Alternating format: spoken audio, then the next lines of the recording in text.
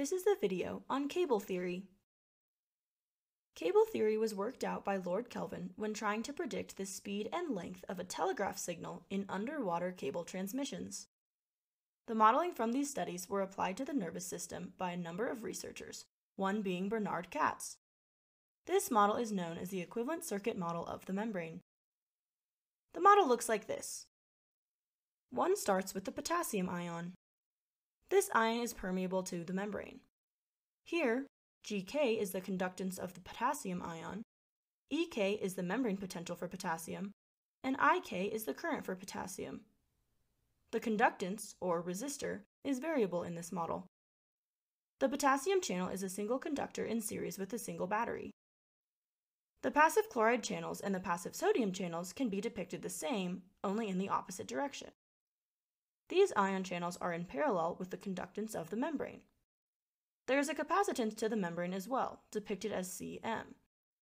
The extracellular fluid and the cytosol are excellent conductors, so they can be approximated by a short circuit with little resistance. The membrane is somewhat leaky, allowing sodium to leak in. This is fixed by the sodium-potassium pump.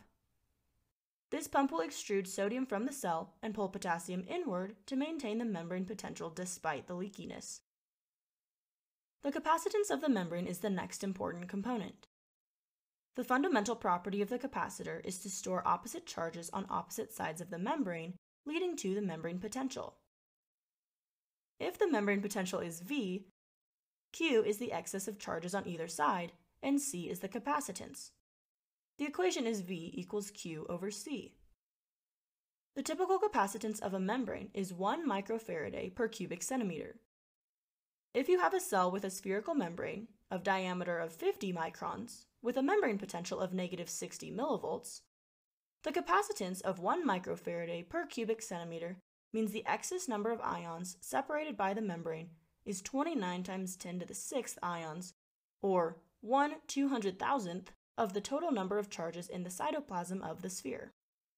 Remember, the membrane potential occurs at the membrane, not throughout the cell. In a simplified cell with only potassium and sodium ions considered, we can look at the overall view of what occurs at the membrane. Here, the values of Ek, Ena, Gk, and Gna are given. The equation for the membrane potential, Vm, can be utilized to predict the membrane potential for any ion concentrations. The equation is Vm equals Ena times Gna plus Ek times Gk, all over the quantity of Gna plus Gk. We can now plug in the numbers and calculate the Vm.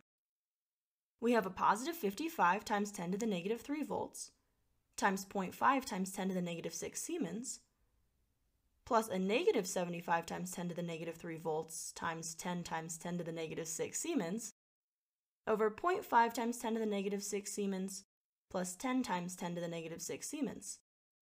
The solution is therefore a -69 millivolts. This ends the video on cable theory.